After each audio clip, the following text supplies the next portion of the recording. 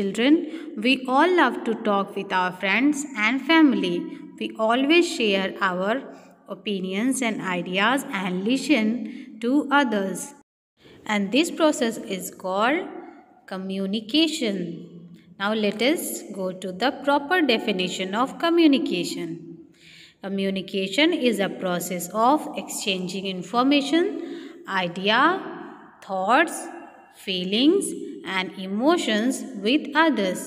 बच्चों, हम अपने दोस्तों और अपने परिवार के साथ या फिर और भी लोगों के साथ अपनी बातों को शेयर करना पसंद करते हैं और दूसरों की भी बातें सुनते हैं और इसी प्रोसेस को हम कहते हैं communication.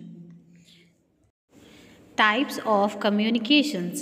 Children, there are mainly two types of communication: verbal communication and non-verbal communication.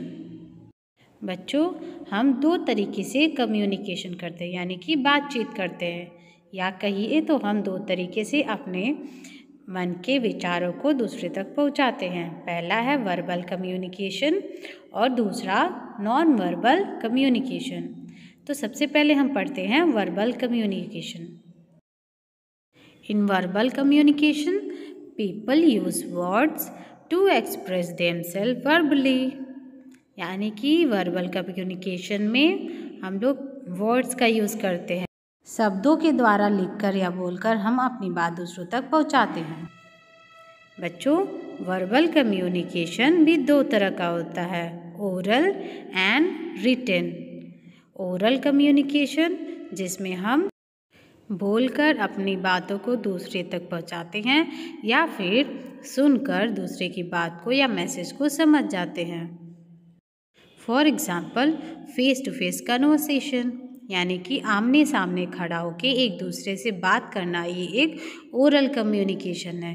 या फिर टेलीफोनिक कन्वर्सेशन यानी कि फ़ोन पे बात करना, ये भी एक ओरल कम्युनिकेशन का एग्जाम्पल है.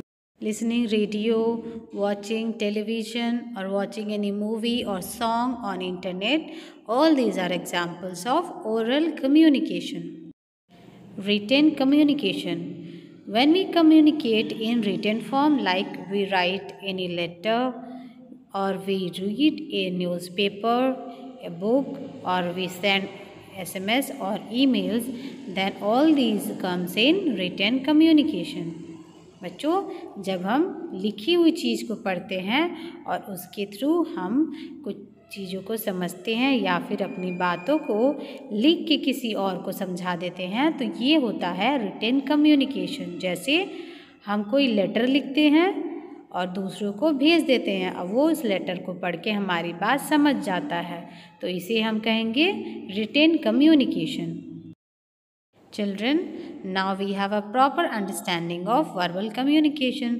So let's move to understand what is non-verbal communication.